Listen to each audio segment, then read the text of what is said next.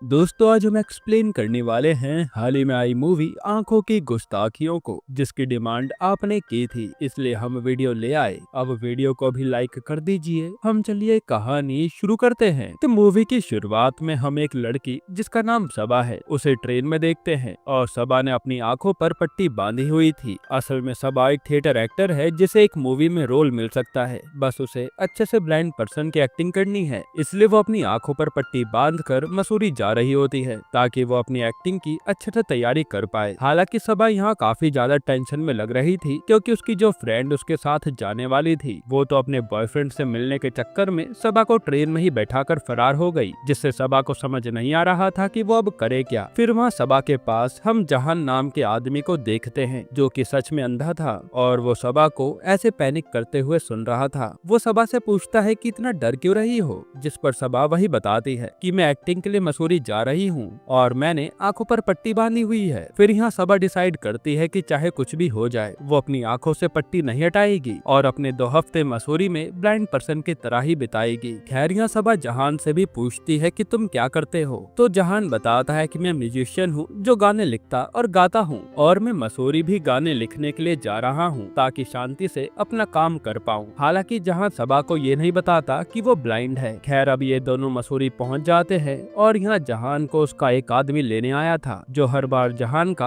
पूरा ख्याल रखता था। तब जहान के जाने की आवाज सुनकर सबा उससे कहती है कि मेरी फ्रेंड मेरे साथ नहीं है, क्या तुम मुझे वही रूम दिलवा दोगे जहाँ तुम ठहरे हो। तब इस पर जहान पहले तो मना करता है लेकिन फिर वो मान जाता है। फिर ये दोनों जहान के सर्वेंट चौकी लाल के साथ सीधा उसी होटल पहुँच जाते हैं जहाँ जहान रुकने वाला था। हालांकि इतने लंबे सफर के दौरान अब कहीं न कहीं सबा को ये यकीन हो गया था कि जहान अच्छा आदमी है, इसलिए वो उसके साथ काफी बातें भी करती है। खैर अब जैसे ही जहान होटल में सबा के लिए रूम पूछता है तो मैनेजर बताता है कि इस समय तो कोई भी रूम खाली नहीं है और आपको आसपास भी कहीं होटल खाली नहीं मिलने वाला। फिर मैनेजर कहता है कि आप दोनों एक ही रूम में एडजस्ट कर लीजिए, कुछ दिनों में रूम खाली हो जाएगा तो हम बता देंगे। लेकिन जहान तो साफ मना कर देता है कि नहीं, मुझे शांति चाहिए, मैं ऐसे किसी के साथ रूम शेयर नहीं कर सकता। पर फिर वो सबा का सोचकर इसके लिए भी मान जाता है कि ये बेचारी अब कहाँ जाएगी। अब जैसे ये लोग रूम में आते हैं तो यहाँ चौकीलाल जहान और सबा को भूतिया किस्से के बारे में बताता है कि कैसे पुराने समय में अंग्रेज ने अपनी बीवी और बच्चों को मार डाला था और फिर यही जमीन में गाड़ दिया, इसलिए आज भी उस बीवी की आत्मा इस होटल में भटकती है। जिस पर जहान तो यकीन नहीं करता लेकिन सबा बहुत डर जाती है। फिर जब रात को जहान सो रहा होता है तभी उसके बेड पर सबा आती है और कहती है कि मुझे डर के मारे नींद नहीं आ रही, क्या मैं यहीं पर सो जाऊं। तब जहान भी उसे अपने पास सोने देता है। फिर अगली सुबह सबा पर उसके पापा का कॉल आता है जो उससे उसकी तैयारी के बारे में पूछ रहे थे। तब सबा भी बताती है कि हाँ मेरी अच्छी तैयारी चल रही है। खैर इसके बाद सबा अपने लिए कॉफी बनाने जाती है और जैसे तैसे सामान गिरने के बाद भी वो अपने लिए कॉफी बना लेती है, लेकिन इसी दौरान वो गैस बंद करना भूल जाती है और जब स्मेल जहान को आती है तो वो किसी तरह जल्दी से आकर गैस बंद करता है। साथ ही वो सबा को खूब डांटता भी है कि तुम्हारे पागलपन के चक्कर में आज हम दोनों मर जाते, जिस पर सबा उदास हो जाती है। फिर थोड़ी देर में वहाँ चौकीलाल आता है जो समझ जाता है कि दोनों के बीच में लड़ाई हुई है, इसलिए वो उन्हें कहीं बाहर घूमने ले जाता है ताकि इनका मन हल्का हो। फिर वहाँ थोड़ी देर बैठकर सबा बात शुरू करती है और फिर ये दोनों अपनी अपनी फैमिली के बारे में बताते हैं। जहाँ जहान कहता है कि मेरे तो मॉम डैड इस दुनिया में है ही नहीं क्योंकि एक एक्सीडेंट में उनकी मौत हो गई, पर मैं जिंदा बच गया था। ये सब सुनकर सबा को जहान से हमदर्दी होने लगती है। हालांकि जहान अभी भी सबा को ये नहीं बताता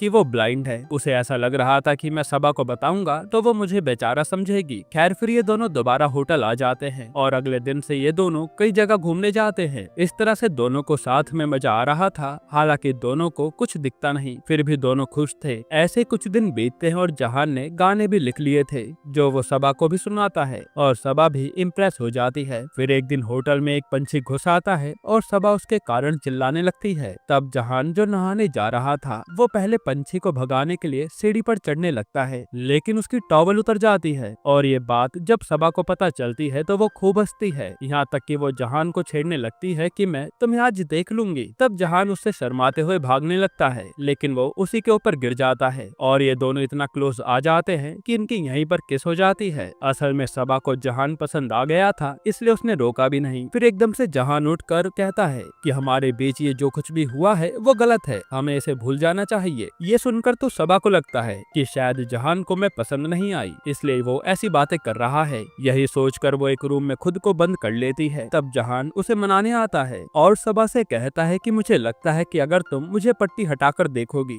तो पक्का मुझे एक्सेप्ट नहीं कर पाओगी। जिस पर सबा कहती है कि जब प्यार होता है तो इंसान उसे जज नहीं करता और मैं भी तुम्हें जज नहीं करने वाली। ये सुनकर जहान सबा से कहता है कि तुम मुझे एक बार देखना चाहो तो देख लो, लेकिन सबा साफ मना कर देती है कि मेरे देखने से मेरी फीलिंग्स नहीं बदलने वाली। फिर वो रूम का गेट खोलकर जहान के पास आती है और आज ये दोनों इंटीमेट हो जाते हैं क्योंकि जहान भी अपने आप पर कंट्रोल नहीं कर पाता। इसके बाद सबा जहान को अगले दिन बताती है कि कल वैलेंटाइन डे है, इसलिए आज रात होटल में पार्टी रखी गई है जहां सारे कपल्स एंजॉय करेंगे, इसलिए हम भी वहां जाएंगे। इस पर जहां कहता है कि मेरा वहां कोई काम नहीं है, मैं यहीं पर ठीक हूँ, लेकिन सबा तो जबरदस्ती उसे तैयार करवा देती है और अभी तक उसे जहान ने नहीं बताया था कि उसे दिखाई नहीं देता। जिसके बाद ये दोनों उस पार्टी में जाते हैं और जब सारे कपल्स डांस करने लगते हैं तो जहान मौका पाकर वहाँ से निकल लेता है और जब जहान सबा को कहीं नहीं मिलता तो वो अपनी आंखों से पट्टी हटाती है, लेकिन जहान तो अब तक वहाँ से जा चुका था। वहीं हम जहान को देखते हैं जो जाते हुए कह रहा था कि जिस दिन सबा को मेरी सच्चाई पता चलेगी कि मैं देख नहीं सकता तो वो खुद ही मुझे छोड़ देगी, इसलिए मेरा उसे दूर जाना ही सही रहेगा। फिर हमें 3 साल बाद यूरोप का सीन दिखाते हैं जहाँ सबा बताती है कि जहान के जाने के बाद वो अकेली हो गई थी और वो अपनी उस मूवी का सीन भी क्रैक नहीं कर पाई, इसलिए बाद में अपने पापा के कहने पर उसने थिएटर ग्रुप ज्वाइन कर लिया जिसका हेड अभिनव नाम का लड़का था और ये लोग यूरोप में परफॉर्मेंस के लिए ही आए थे। साथ ही हम सबा को देखकर समझ पाते हैं कि अभिनव सबा का बॉयफ्रेंड है। इसके बाद ये लोग आज एक क्लब में जाते हैं, तभी एंटर होते ही सबा को एक धुन सुनाई देती है। ये वही धुन थी जो जहान बजाता था, इसलिए वो जैसे धुन बजाने वाले आदमी को देखने जाती है तब तक वो वहाँ से जा चुका था और सबा को लगने लगता है कि जरूर वहाँ जहान मौजूद है। खैर फिर हम सच में जहान को यूरोप में ही देखते हैं जहाँ वो एक क्लब में ड्रिंक कर रहा था और वो एक लेडी से मिलता है जो हिंदी बोल रही थी, इसलिए भारतीय होने के नाते ये दोनों बात करने लगते हैं। तो ये लेडी तान्या बताती है कि हमारा यहाँ पर एक प्ले है, उसी सिलसिले में आए हैं। वहीं जहान बताता है कि मैं म्यूजिक कॉलेज में फेलोशिप के लिए आया था और अब मैं क्लब में पार्ट टाइम म्यूजिक बजाता हूँ। फिर तान्या के नाम पूछने पर जहान अपना नाम कबीर बताता है, यानी जहान ने अपना नाम बदल लिया। फिर जहान जब अपने घर आता है तो हमें पता चलता है कि जहान यहाँ अपनी एक आंटी के घर पर रहता है जिन्हें जहान के बारे में सब कुछ पता है कि वो भारत से क्यों आया और उसका सबा के साथ क्या चक्कर था, सब कुछ। इधर हम तान्या को देखते हैं जो कि असल में इसी प्ले का हिस्सा थी। तब यहाँ अभिनव उसे बताता है कि इस प्ले के खत्म होने के बाद में सबके सामने सबा को शादी के लिए प्रपोज करने वाला हूँ, जो सुनकर तान्या खुश हो जाती है। हालांकि तभी अभिनव को पता चलता है कि इनका जो म्यूजिशियन है वो इस समय अवेलेबल नहीं है, तो ये लोग टेंशन में आ जाते हैं कि अब हमारे प्ले का क्या होगा।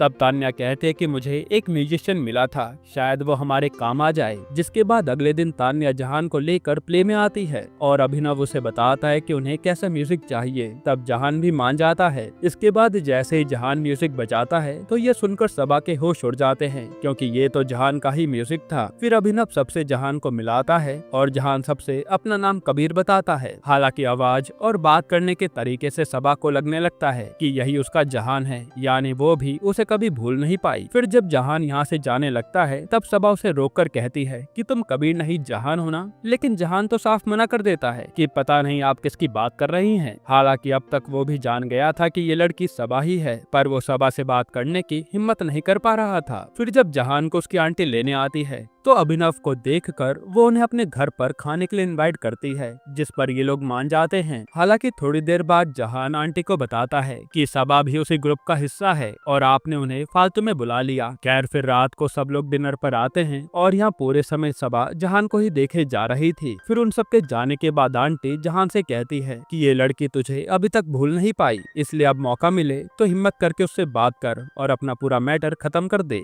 ये सब सुनकर जहान अगले दिन सीधा प्रैक्टिस के बाद सबा से मिलता है और रिवील करता है कि मैं ही वो जहान हूँ। ये सुनते सबा उसे चाटा मार कर चली जाती है। फिर घर आकर वो खूब रोती है और जब अभिनव वहाँ आता है तो सबा उसे सब कुछ बता देती है, जिस पर अभिनव कहता है कि तुम आज तक उसे भूल नहीं पाई हो, तो मैं एक बार उससे सारी बातें क्लियर करके ये मैटर यहीं खत्म कर देना चाहिए ताकि तुम अपने पास्ट से पीछा छुड़ा सको, जो बात सबा को भी सही लगती है। इसके बाद सबा अगले दिन जहान से मिलने जाती है और कहती है कि मैंने सोचा भी नहीं था कि हम दोनों ऐसे मिलेंगे। यहाँ जहान भी सबा से काफी सारी बातें करता है, लेकिन सबा उससे एक बार भी अपने मन की भड़ास को निकाल नहीं पाती। इसलिए वो जहान से कहती है कि मुझे तुमसे जरूरी बात करनी है, मुझे एक बार जरूर मिलना। फिर ये दोनों प्ले की तैयारी करने लगते हैं और शाम को सबा जहान से मिलने के लिए कहती है। जिसके बाद आज ये दोनों पहले एक पब में जाते हैं और जहान ड्रिंक लेने आ जाता है, लेकिन गलती से वो दूसरे आदमी की ड्रिंक उठा लेता है जिसमें उसने ड्रग्स मिलाए हुए थे। फिर ये ड्रिंक पीते पीते ये दोनों पुरानी बातें याद करने लगते हैं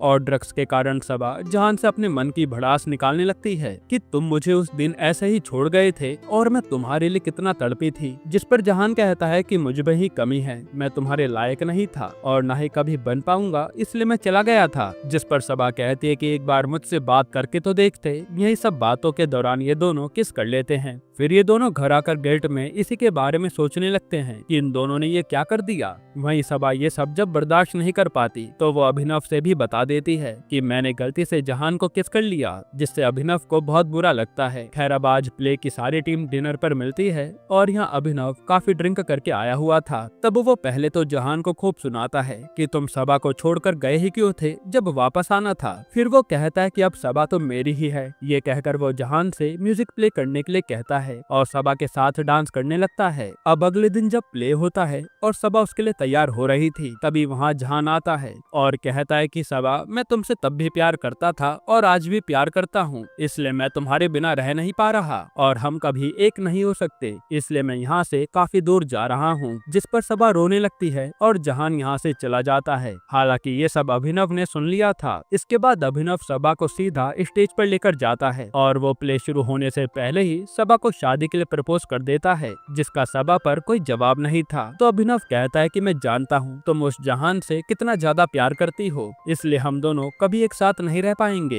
ये कहकर वो उसे जाने देता है। तब सबा यहाँ से सीधा आंटी के पास आती है तो आंटी बताते कि जहान तो अभी यूके जाने के लिए निकला है और अभी वो ट्रेन में होगा। तब सबा जल्दी से सारी ट्रेन चेक करती है पर उसे जहान कहीं नहीं मिलता और ट्रेन चली जाने के बाद जहान सबा के पीछे आता है, जो उसकी आवाज सुनकर ट्रेन से उतर गया था। तब यहाँ सबा उससे अपने प्यार का इजहार करती है कि मुझे फर्क नहीं पड़ता कि तुम्हें दिखाई देता है या नहीं, क्योंकि मैं तो सिर्फ तुम्हारे स्वभाव और तुमसे प्यार करती हूँ। जिसके बाद ये दोनों एक हो जाते हैं। यहीं पर ये मूवी खत्म होती है। दोस्तों आपको ये मूवी कैसी लगी हमें कमेंट में बताना, और अगर मैं आपको छोटा सा रिव्यू दूं तो ये मूवी मुझे महा बकवास लगी। ऐसा लग रहा है कि मानो बॉलीवुड के पास कोई अच्छा टॉपिक बचा ही नहीं मूवी बनाने के लिए। मूवी की स्टोरी भी बहुत बचकानी है, जिसका ना कोई सर है ना कोई पैर, और दोनों ही एक्टर की एक्टिंग देखकर लग रहा था कि दोनों में कंपटीशन है कि कौन कितनी गंदी एक्टिंग कर सकता है। बाकी इस मूवी को मैंने सिर्फ आपके कहने पर झेला है, वरना मैं इसे बीच में ही बंद करने वाला था। बाकी आप अपनी राय कमेंट में जरूर देना, और इसके अलावा कौन सी मूवी का एक्सप्लेनेशन चाहते हैं वो भी कमेंट में बताना। और अगर हाल ही में आई एक कमाल की मूवी देखना है तो ये वीडियो देख लीजिए। दोस्तों हमारे एक चैनल भी है जहां हम स्टार्स के स्टारडम पर बात करते हैं। अगर आपको ऐसी वीडियोस देखना पसंद है तो प्लीज हमारे उस चैनल को जरूर चेकआउट करना। उसका नाम है फिल्मिनेशन।